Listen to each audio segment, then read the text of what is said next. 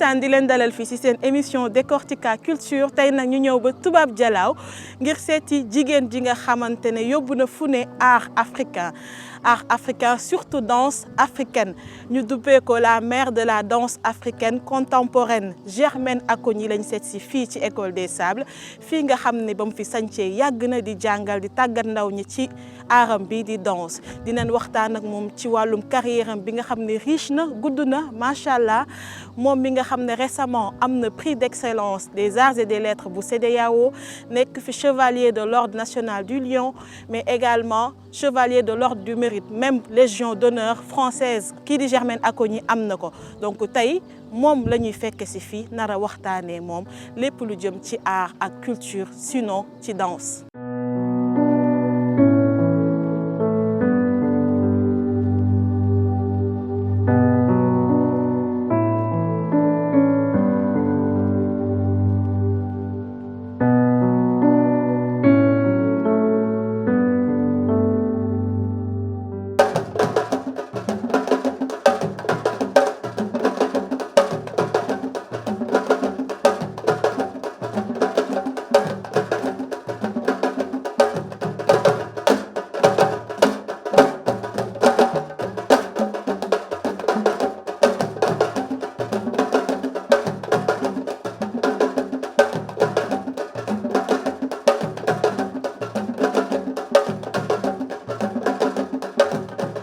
Voilà, les téléspectateurs ITV, nous sommes avec la grande Germaine Acogny, fille à l'École des Sables. Bonjour, salam alaikum. Alaikum salam. Nous sommes là dans une émission Décortica, maman Germaine. Ah, loolu neex na ma lool tey daal xam nga kontaan na parce que nit yi mun nañ gis suñu lu ñu def fii ak suma jëkkër moom allemand la waaye yàgg na ak moom te dañu gëm suñu cosaan dafa gëm suma cosaan ma gëm suma cosaan la danse te xam nga ñu ne ñuy fecc mënuñu kii du liggéey daal waaye dinaa ba kanam ba ci kanam ma wan ne fecc voilà c'est ça. Donc de 68 ba tey ji 2019 maman Germaine Acogny yóbbu danse africaine fu nekk moderniser ko. dem ba day di ci jàngal ñeneen ñu dul ay africain wala ay sénégalais.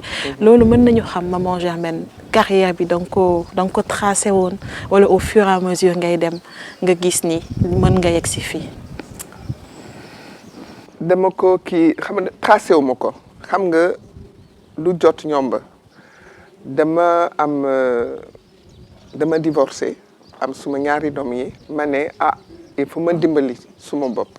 xam nga ma commencé nag xam nga bu ma jàng France dellu si Sénégal professeur d'éducation physique laa woon ma ubbi suma école bu ndaw rue Raffnel nag pour kii fin du mois difficile may jàng fecc tubaab yi wala kii les enfants du bourgeois et tout les Libanais comme ça ma mën a ñaari les bouts de mois difficiles ñu dem ci kanam maa gis ne loolu daal mu ngi commencé di baax ci suma yaram ci suma xalaat te président Senghor mu ne daal xam nga dafa gëm suñu cosaan dafa gëm art te grâce au président Senghor le Sénégal a été connu grâce à l'art kon ma continuer à Doudou Ndiaye Rose du ma ko fàtte Doudou Ndiaye Rose moo doon tëgg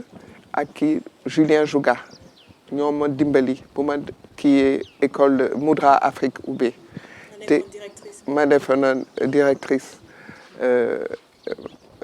à Moudra Afrique donc bu ma commencé di kii majorette yi xam nga ne que Doudou Ndiaye waa Kennedy jàppale na ma de Doudou Ndiaye Rose après ses enfants Arona Ndiaye a battu pour moi pendant 30 ans donc yooyu yëpp xam nga ku la dimbali waruloo ko fàtte te man du ma fàtte ñi ku ma dimbali ba léegi daal loolu métti boo xam ne école Moudra Afrique tëj ma dem Europe dellu si depuis 20 ans nag Abdourahmane Ndiaye moo ma dalal fii Toubab Dialaw gëm suma liggéey dimbali ma ba ma am fii terrain gis ngeen kii du ñu kii. paysage bu rafet. la belle lagune le site l'environnement il faut respecter la nature xam nga ne que suñu fecc c'est dû la danse est due à l'environnement kuy fecc boori géej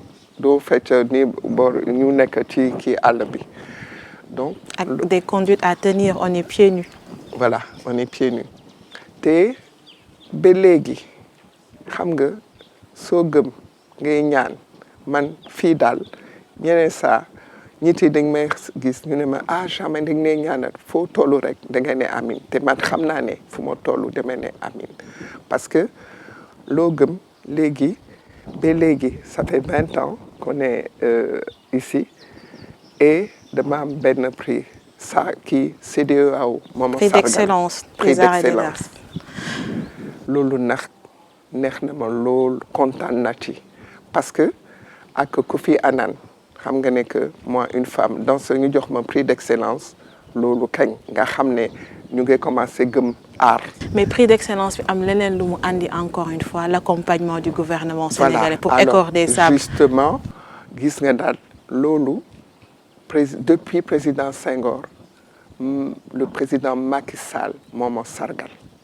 nga doon xaar appui boobu pendant des années. voilà moo ñëw ne ma kii ma félicité ma ci suma prix bi mu ne léegi nag dafay dimbali École des Sables parce que bu njëkk bi École des Sables waa bitim réew ñoo koy dimbali léegi nag ma kontaan loolu neex na ma lool parce que les étudiants venant du Sénégal ou de l'Afrique du ñu fay tubaab yi ñooy fay. c'est les internationaux ñoom ñooy fay. voilà ñooy fay mais l'école est gratuite on leur donne une éducation gratuitement et après ils sont des danseurs internationaux ils vont dans le monde dañuy fu ne li ñuy dem ñu indi koom-koom Sénégal nga xam ne art koom-koom lay indi loolu nag félicité naa président Macky Sall parce que gëm na art te il est le protecteur des artistes kon loolu nag. nga xam ne mais c'est un appui bi nga xam ne dafa ñëw ci parce que vous avez eu beaucoup de prix quand même. Oui. Ah, vous avez représenté nga Sénégal fépp ci àdduna culture africaine sax laay wax ba tey ji ay ndaw di jóge fu ne di jàngi si mi ñu gis ñii suñu ginnaaw ñu ñëw di jàngi si muy élèves yi fi def stage. C'est des danseurs professionnels wala fii lañ leen di jàngale. Ce sont des danseurs professionnels ci seen fecc ci seen dëkk ñoom ne nag xam nga danse africaine daf leen neex te danse africaine dafa métti na. c'est xam nga ne ñu ne. c'est physique te ñu ne du ñu jàng fecc nit ñu da ngay jàng fecc yow est-ce que mën nga fecc joola. tuuti rek bu karabu. bu karabu waaw da nga koy jàng soo ko jàngul doo ko mën a fecc xam nga du ñu tël def kii il faut ñu jàng. danse dafa am ay technique am na ay technique kon gis nga na ñoom dañuy ñëw dañuy jàng. après suñu demee dañuy dem jàngal feneen xam nga ne que loolu yëpp. c'est un métier te loolu daal suma xol daal na parce que ñoom fu ñu toll mun nañu wax ne École des Sables Sénégal c'est un métier et c'est une école de professionnels. mais boo nekkee danseur nga boole si sa carrière wala si say expérience ni jaar naa École des Sables bu Germaine Acogny c'est comme si génn nga ci université bu mag. exactement loolu la te loolu kañ ñoom les danseurs de toute l'Afrique dañ ko gëm parce que fii la ñu ñëw jàng ñu dem seen dëkk loolu kañ loolu neex na ma. neex na trop te tubaab jalaaw te art ça apporte de l'économie.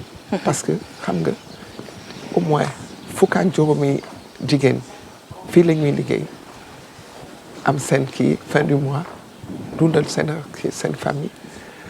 ay chauffeur de taxi dañuy liggéey pour ñun les gens ñu dëkk fii dañuy ñëw jaay. loolu yëpp artistes yi ñoo ko def kon xam nga ne que art daal moo indi koom-koom ci dëkk. maman Germaine Senghor dafa joué rôle bu rëy si sa carrière mën nañu xam yan genre relation ngeen am ak fan la gisee effectivement ba miser ci sa danse. dafa dëgg lu may def ci suma école rue Raffnel moom il a eu les écrivains xam nga les arts plastiques yooyu yëpp mu ne daal il voulait faire du Sénégal la Grèce de l'Afrique mu dëgg lu may wax Sona Senghor invité ma mooy premier directeur de Théâtre Sorano invité ma Sorano président Senghor gis suma liggéey mu ne liggéey bi neex na rafet na mais danse moderne seen danse contemporaine yi xaw ma ci dara kon il faut ma wax ko Maurice Béjart mooy suma xarit daal dinaa ko wax mu gis sa liggéey bu ma gisee suma liggéey mu ne yow sa liggéey bi benn technique de danse la mun na dimbali ku nekk mu développer yaramam ni ki danse classique ni danse contemporaine bu ma gisee loolu mu ne kon de moom de dina fi ñëw parce que kii à l'UNESCO dañ ko wax mu tabax école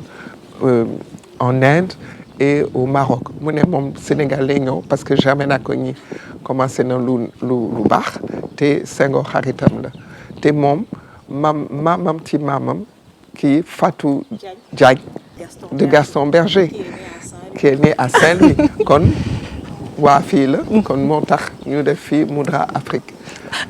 Mais aussi nga rendre hommage Senghor parce que récemment inauguré nga fi benn allée. voilà ak. voilà inauguré naa benn allée fii allée président Senghor. te fàttewuma tamit. Jacqueline et Lucien Lemoine. te xam nga ne que ñaan man dama gëm suma maam yi. Birago Diop dit les morts ne sont pas morts on les écoute bés bu nekk damay waxtaan ak ñoom.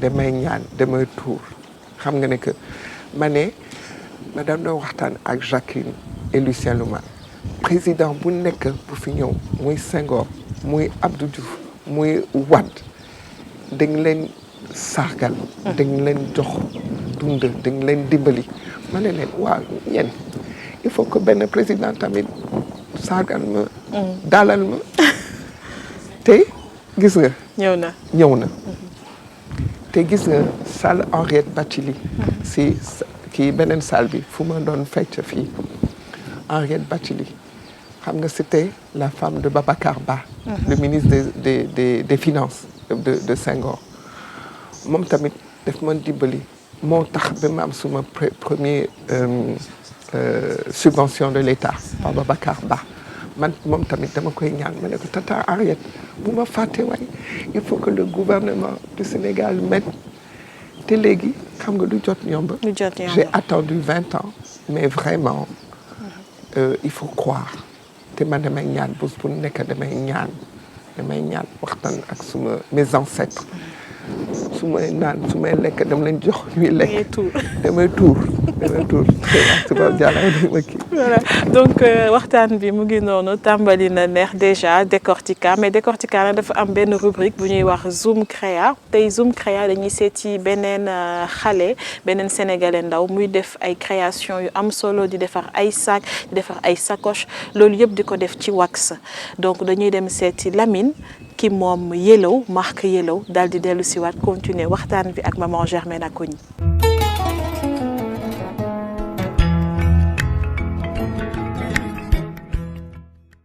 Yellow, c'est un surnom qu'on m'a donné depuis bu ma nekkee lycée temps yooyu wayu Wiz Khalifa moo xewoon mu nekkoon Black and Yellow ma sol Black and Yellow dama école nag et c'était tellement stylé xam nga man dama yàgg bëgg mode c'était bien stylé gars yi nag commencé di ma woowee Yellow depuis boobu nag le tour bi commencé law nag ba tey jii ma créé sama marque ma tuddee ko Yellow. Disons que j'ai commencé en 2013 laa commencé woon en temps yooyu dama doon défilé mannequin laa woon après par la suite en 2015 ma amoon benn tante boo xamante ne styliste la moo xamante ne moom production audiovisuelle lay liggéey si production audiovisuelle publicité yeeg yooyu noonu moom mooy habillé artistes yeeg yooyu noonu léegi dafa soxla woon assistant mu woo ma nekkoon assistant ba ma commencé liggéey moom depuis jusqu'en 2018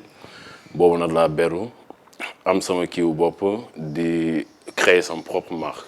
de bu ma nekkee xale dama yàgg bëgg mode bi noonu la demee voilà jàngu ma ko def ma ko dara dama sob rek en 2017 non depuis début 2018 sama tante bi bu may doon liggéey te mu nekk styliste daf ma ñëw nee ma pourquoi pas ma commencer essayer ñaw ak genre yooyu noonu mu tegal ma benn machine expliquer ma teg toog ñaw commencer ñaw rek vraiment mu expliquer ma benn affaire boo xam te ne dama waroon def ay ligne droite ak ay lignes ay zigzag ak yooyu noonu et je l'ai vraiment réussi après ma ne pourquoi pas ma defar benn calpe ma ñëw toog defar benn calpe vite fait et c'était vraiment réussi.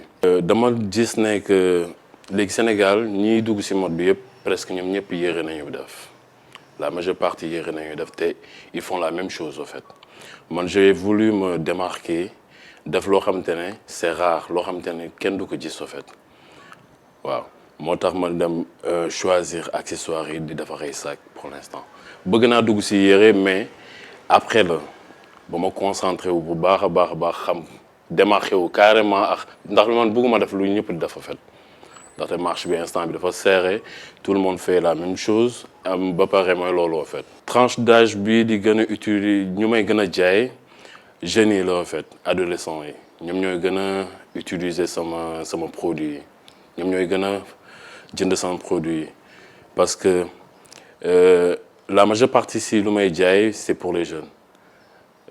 ay banaan lay defar casquette ay sac à dos voilà n'empêche naa defar ay cartable pour les grandes personnes pour liggéey ak ay sac de voyage ak yooyu yëpp mais xale yi ñooy gën a jënd en fait. dama xam ne xale yi ñooy gën a jënd ba pare xale yi ñoo nekk à la mode ñoo nekk tendance en fait voilà.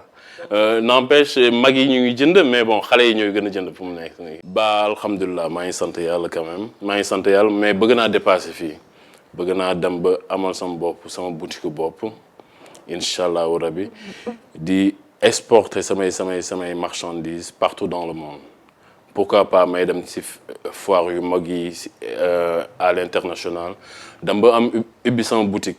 comme ni ñu demee tey ba xam ay ñoomin Louis Vuitton ay Gucci yooyu noonu pourquoi pas ñu dem ba xam Yellow vraiment c'est quelque chose de made in Sénégal suñu doomu sénégalais yi moo ko defar 100% africain quelque chose loo xamante ne c'est fait avec du wooding ou du wax hein avec du cuir ou du semé-cuir loo xamante ne vraiment c'est original produit qualité la. c'est vraiment fun. ça bii sac yi ay sac de voyage la by Yellow sac de voyage yi vraiment pratique bien stylé pour ay séjours pour petit voyage yeeg yooyu noonu sooy dem ba pare en cadeau ma mayaale leen benn trousse boo xamante ne moom ngay defee say effet de toilette genre yooyu noonu vraiment très pratique pour confectionner sama article bii nii. maa ngi utiliser du wooding patché ko ak du semé-cuir voilà pour may ko résistance ba pare ak finition yu set vraiment.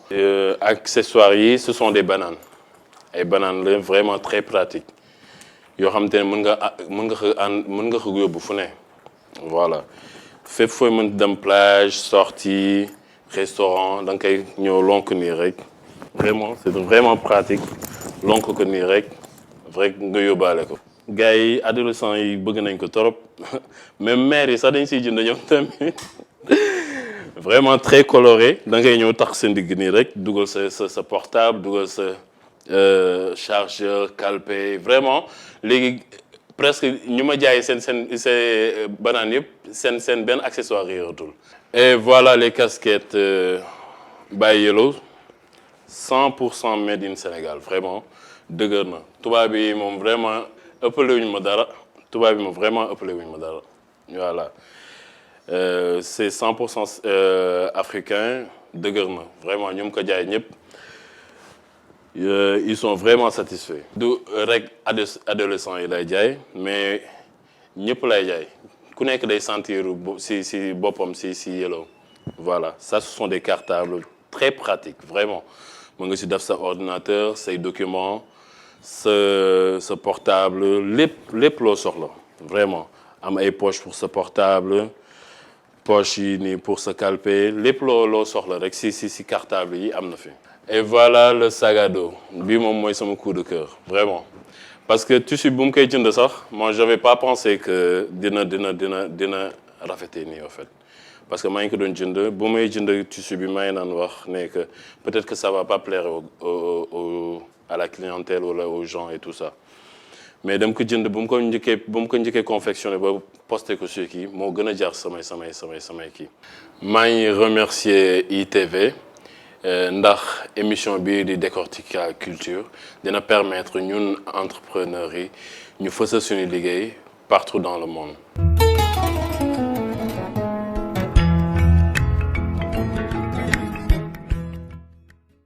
voilà loolu lañ leen andiloon ci Zoom Créa dañuy dellu si ak maman Germaine Acogny continuer waxtaan bi donc maman Germaine gis nañu danse bi yow da ngay def danse gestuelle récemment ba nga doon inauguré Allée Senghor dañu gis nga jël femme noire interprété ko def ay gestes loolu comment ça se fait te boo koy def effectivement on sait que kii dafa yor parce que ba nga doon wax femme bi yaa ngi def say sa loxo yi loolu yëpp technique yooyu comment ça se fait yow à part loolu da nga ko jàng wala yow yaa ko intégré est-ce que dafa am ay théorie Germaine Acogny en danse maanaam da nga am say technique yoo xam ne yow yaa ko créé. maa ko créé ñu koy appliquer en danse. ma koy appliquer en danse maa koy appliquer am na ñu ko jàng daal di ko appliquer bariwuñu. c'est comme ñu ne en maths théorème de Pythagore. voilà on dit yow tegal loxo bi fi yow yaa ko xam sax dina kii loolu nag mooy te xam nga soo inspiration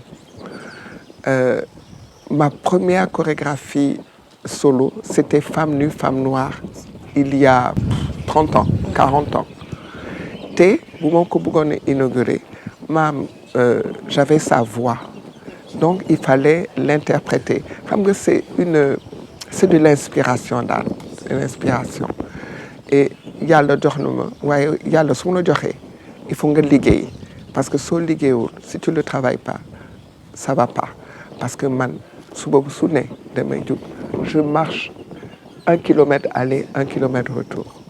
Et puis cadre B, c'est bien pour s'inspirer. Et puis il faut respecter la nature. Voilà, et c'est bien pour s'inspirer pour des danseurs du monde entier. On espère que les oiseaux sont là, que nous allons être face à la lagune tout le temps et que voilà, et qu'on aura la chance de rester là pour que la nature, l'homme a besoin de la nature. Du ne nit mooy garabam, garab. soo amul garab doo faju kon soxla nañu garab pour faju. am na solo mais école bi liñ ci gën a ràññee mooy dañ fi gis ay tubaab. nag sénégalais yi ñu ngi ñëw di fi jàng parce que groupe de danse yi bëri na au Sénégal on en voit yow déjà naka nga gisee groupe de danse yi ak danse yi ngay gis ñu koy def ci télé yi ci vidéo est-ce que loolu mooy danse ban opinion nga ci am. mais je respecte toutes les danses mais je dis que c'est la vulgarité. Moi, les déranger. Moi, m'est déranger. Toutes les danses. Ce que nous faisons, c'est la danse contemporaine, dans le théâtre. Il y a la danse de salon. am na fecc bu nekk fecc la mais vulgarité daal. loolu rek la say cër di feeñ. wala loolu nag xaw a ñaaw loolu dafa ñaaw loolu bëgguma ko waaye danse c'est la danse mais il y a différentes sortes de danse. Comme il y a la danse sérère, il y a la danse diola, il y a la danse ndiago, etc., etc. Mais c'est la vulgarité, il faut avoir la classe quand on danse. te loolu nag c'est ce qu'on enseigne à l'école des sables. Est-ce que Sénégalais ñu ngi ñëw fii nga di jàng ci école des sables? Bien sûr. Beaucoup de Sénégalais. Beaucoup de Sénégalais viennent et en professionnel. En professionnel. maanaam ñu jël danse fecc def ko seen liggéey. voilà seen liggéey am na ñu bari dem nañu bitim réew parce que fii amuloon liggéey waaye ils y vont pas par les pirogues ils y vont dignement avec leur visa. en tant qu'artiste. en tant qu'artiste et ils reviennent te mun nañ dimbali seen mbokk yi loolu kañ loolu kontaan naa ci te d'ici peut-être 2 ou 3 mois. On va faire un stage 100% Sénégal. On va faire ce stage que pour des Sénégalais. Après, on va faire une création. Et après, on va tourner dans tout le Sénégal. Inch'Allah. Oui, parce que bëgg nit yi dañuy faral di wax école des sables mu nekk fii Toubab Dialaw est-ce que amul ay annexe jotul ngay def ay annexe. Ah loolu kañ de ma def beneen dëkk. Doo def Alex fii daal c'est déjà assez compliqué mais xam nga ñeneen ça damay yónni professeurs yi Casamance dans d'autres pays pour apprendre. On externe l'école des sables ailleurs mais fii mooy c'est la maison mère. C'est la maison mère mais dina am ay filiales succursales. Ah xanaa ñeneen dëkk yi suñ ko bëgg a def succursale. mun nañu ubbi succursale. mun naa leen dimbali. Récemment aussi ñu gis bañ la joxe prix d'excellence CEDEAO. waxoo ay kàddu. mais da nga exprimer wu par geste waaw. lan nga buñ ko doon boo ñu ko doon tekkil tey jii lan nga wax ba nga doon fecc. remerciements. Merci c'est les remerciements ñaan. xam nga kii Gassira Diagne. qui s'occupe des danses urbaines. bu ñu doon def un hommage à Maurice Béjart def ma jàngal benn danse contemporaine boobu. suba bu nekk dama koy fecc. te moom. mais ça c'est très intéressant Gassira Diagne. ngay ene woo moom moo lay jàngal yenn danse moom ma jàngal benn fecc. bu kii comme une prière. tous les matins je danse bu ma demee géej damay fecc. nag ñun loolu moo ñuy indi une danse c'est la prière. on peut danser. te xam nga am na ñuy wax ne fecc aram la xaw ma lu tax. mais ma ne. mi ngi ma kii man le prophète Mahomet. il respecte le corps. parce que 5 fois par jour dafay wax ngeen ñaan xam nga da ngeen di taxaw di sëgg di kii di jug loolu ce sont des exercices du corps mais te man ajuma bu nekk bu ma gisee ñu nekk kii devant la mosquée ñuy ñaan mais c'est une chorégraphie. ma ne mais le prophète Mohammed c'est un grand chorégraphe et il faut voir ça. Parce que quand on est dans le bureau, il vous dit, bon, à 17h, tu vois. Donc, il faut faire des exercices. Des exercices. Donc, voilà. Donc, la danse, c'est quelque chose qui est bon pour le corps, pour l'esprit. Et voilà. Et je trouve que c'est très bien. C'est très bien. Léegi nag naka nga gisee danse actuellement? art bi ici au Sénégal c'est lendemain parce que tout au début wax nañ ni beaucoup de gens dañuy yaakaar ni art lu mel ni danse du dundal ku koy def wala boo ko defee ba benn at ñëw da ngay toog uti leneen nag kenn mënul fecc ba yenn at yi exceptionnellement maman Germaine. Non c'est pas exceptionnel am na ñu bari yu koy def te xamuñu ko ah am na ñu bari yu koy def man xam naa suma élèves yi duñu nekk fu nekk. Mais c'est-à-dire c'est une question de mental. Et aussi soo dimbali nit soo boppam ngay dimbali parce que les jeunes qui viennent ici on discute je suis un exemple pour eux et je leur dis dama leen di wax mun nga dem biti mais dellu leen seen dëkk parce que l'Afrique c'est l'Afrique de demain et xam nga si c'était pas l'Afrique de demain tubaab di duñ fi ñëw dañ fiy nekk Condé on a des richesses qu'il faut respecter surtout la nature. surtout. Oui.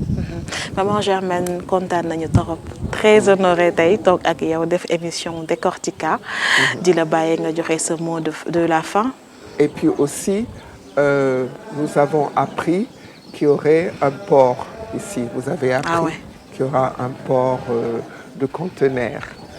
Mais moi je pense qu'il faut pas qu'il y ait ce port de conteneurs parce que regarde les collines regarde la nature hein s'il y a le port ici on n'existera plus il y aura plus les pêcheurs hein et je pense que la nature fait vivre l'homme ñu ne nit mooy garabam. mais pour ce faire est-ce que tey jii danse mën na engagé wu peut-être pour cause boobu noonu loolu bañ fi am. waaw danse dinaa engagé puisque da ngeen def chorégraphie. ñu dem fu nekk wax fii loolu. Inch'Allah. Merci beaucoup, maman Germaine Acogny. Donc, téléspectateurs ITV, surtout pour Décortica Culture, li lañ leen andiloon tey ci seen émission maman Germaine Acogny la ñu ñëw fi fekk Toubab Dialaw école des sables gis ngeen ñi nga xam ne dañuy jóge fépp fu ne ci àddina ñëw di tàggatu ci moom ñëw di fi jël expérience mais aussi xam naa ni plaisir la pour képp kuy fecckat ñëw ci école am ngir ut fi xam-xam di leen jox rendez-vous fii ak ay fan ci seen beneen numéro Décortica Culture laata loolu dama leen di bàyyi ak agenda culturel bi merci.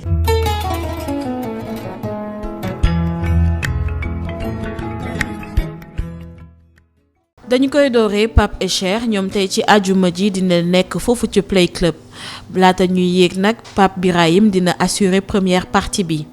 ba tey ci àjjuma ji ñi nga xam ne film da leen soxal mën nañ dem ci Institut français bu Dakar dineen fa projeté film bi di La Vache bi nga xam ne Mamadou Diallo moo ko bind Le problème de Wali et Le fils perdu bu Sadibou Diagne ñi nga xam ne nag bëgg nañu lii di percussion wala sabar mën nañu dem foofu ci Médina kii di Baye Demba dina amal foofu ab tànnbeer bu mag ngir fêter anniversaire am ci àjjuma bi ba tey kii di chanteuse bi di Chadia dina amal ab live foofu ci Casino du Port ba tey ci wàllum jigéen ñi ak ci wàllum musique kii di Viviane Chidid dina amal anniversaire am ca Pullman le 4 octobre beneen xew-xew ci le 4 octobre moo nekk sorti premier album bu chanteuse bi di Maria Siga album bi mu ngi ko duppee Asekaaw lii leen dégtaloon ci agenda culturel bi